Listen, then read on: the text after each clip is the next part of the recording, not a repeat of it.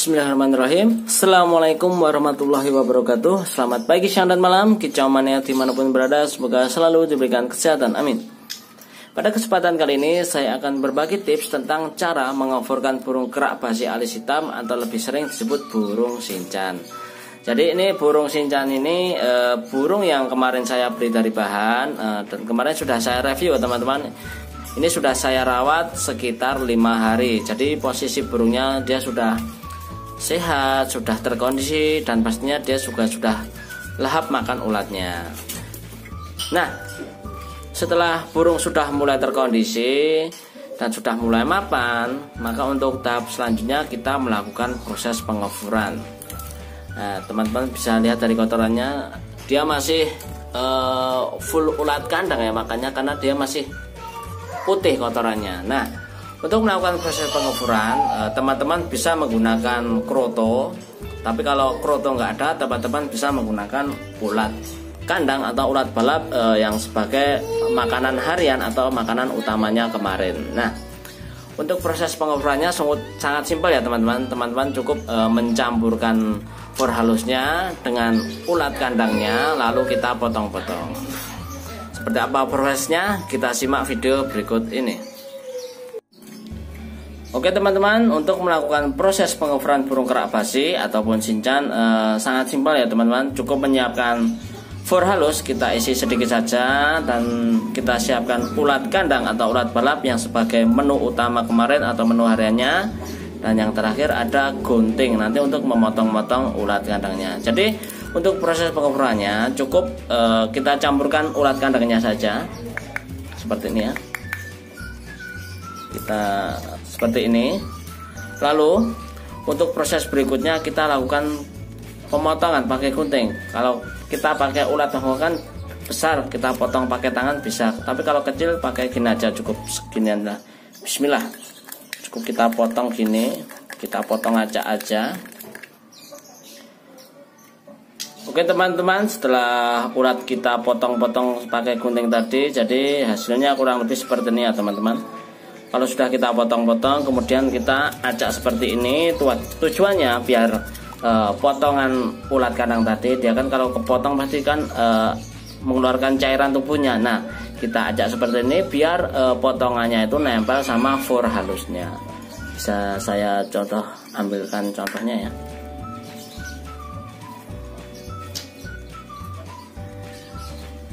Nah, seperti ini teman-teman.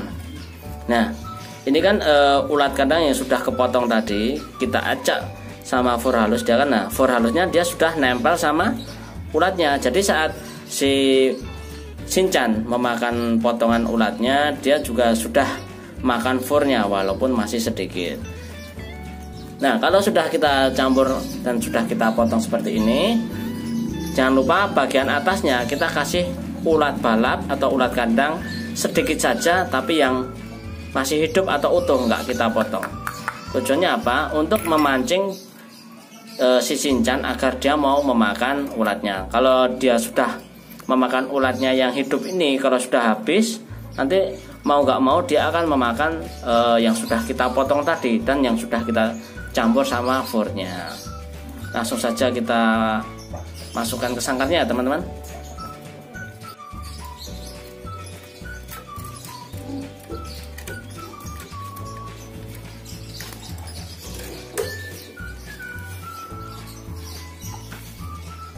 Teman-teman bisa perhatikan, pastikan kalau si kerak basi atau sinchan melihat ulatnya, pasti dia akan langsung menyambar atau memakannya. Nah, kalau dia sudah selesai atau menghabiskan ulatnya yang utuh tadi, dia akan memakan ulat balap yang sudah kita potong dan sudah tercampur for tadi.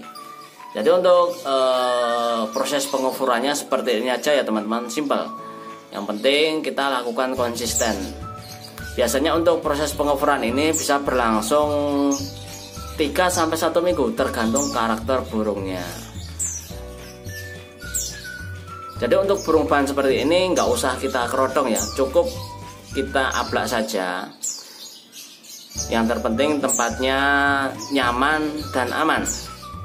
Kalau kita kerodong nanti takutnya si burung tidak melihat pakan atau ulatnya, nanti dia malah tidak mau makan dan malah nggak mau ngefur ya. Kalau gini kan dia lebih leluasa untuk melihat pakan ataupun ulatnya. Kalau sudah, kita gantungkan di tempat biasa seperti tempat yang kita gantungan kemarin. Jadi untuk burung bahan seperti ini nggak usah kita pindah-pindah ya gantungannya, cukup satu titik dulu, karena ini untuk mempercepat proses adaptasi dengan lingkungan barunya.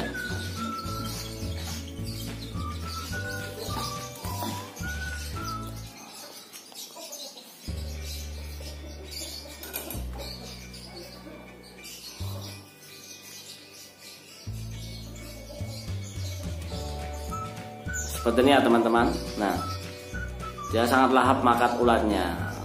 Kalau lihat burung makan lahap gini kan seneng kan lihatnya. Tinggal besok kita update lagi hari-hari berikutnya apakah sudah makan fur atau belum. Nanti untuk ngecek burung sinjaan ini udah ngefur atau belum, bisa kita cek bagian kotorannya.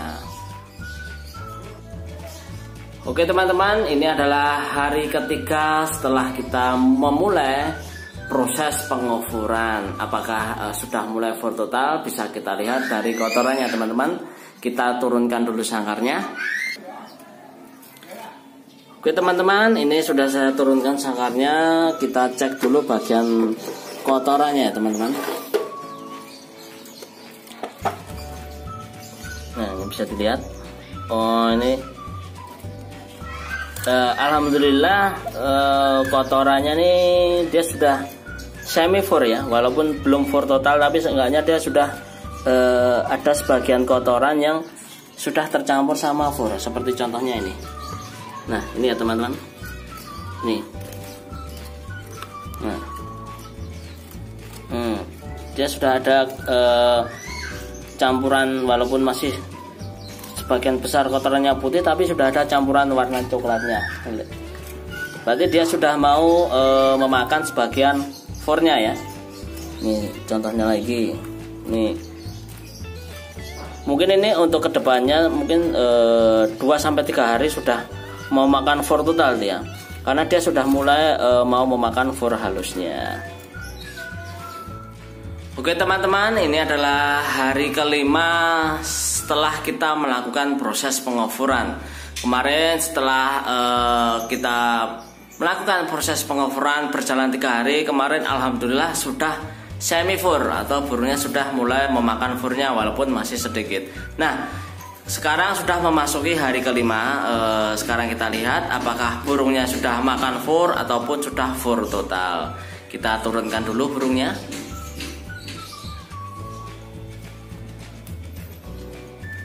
Nah, bisa teman-teman lihat setelah burungnya saya turunkan, teman-teman bisa lihat dari kotorannya. Alhamdulillah sudah makan fur ya teman-teman. Jadi burung ini sudah fur total. Ya walaupun masih acak-acakannya, namanya juga masih burung bahan. Pastikan dia masih mencari potongan ulat balap kemarin ya. Jadi kan kalau sudah habis kan dia akan mau nggak mau makan furnya seperti ini. Bisa kita lihat dari kotorannya ya.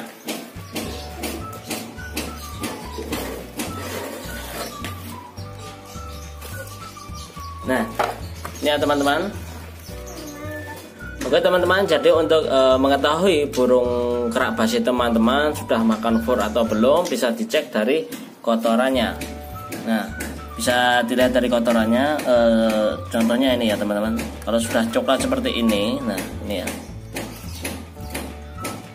Berarti dia sudah makan fur seperti ini. Jadi kan tergantung furnya teman-teman. Kalau furnya pakai warna coklat, nanti kotorannya juga akan coklat. Kalau hijau juga hijau. Tergantung fur teman-teman ya. Kemarin kan pas belum makan fur, dia kotorannya masih hitam-hitam dan putih-putih seperti ini kurang lebihnya. Nah, masih putih seperti ini, ya kan? Masih hitam seperti ini, seperti ini. Nah. Ini kan kemarin pas posisinya dia masih full makan ulat kandang saja, jadi dia belum mau makan fur. Ini sengaja nggak saya bersihin untuk membandingkan kotoran yang belum makan fur dan yang sudah semi fur dan juga sudah makan fur itu gimana. Nah seperti ini kemarin, nah yang putih ini Ini posisinya dia kemarin belum mau makan for, dia masih full ulat kandang. Nah, ini yang sudah agak kecoklatan ini kemarin posisinya sudah semi for lah, sudah ada campur coklatnya ya, ini bisa dilihat. Nah, kalau sudah yang for total itu yang seperti ini, kotorannya itu dia sudah full coklat. Nah, seperti ini ya. Jadi untuk proses pengoveran burung kerak basi ini bisa dibilang gampang-gampang susah lah. Ada yang proses pengoveran 3 hari sampai 5 hari sudah mau for total. Ada juga yang 2 minggu sampai 1 bulan bahkan baru for total. Tergantung karakter burungnya masing-masing ya teman-teman. Yang terpenting perawatan konsisten saja.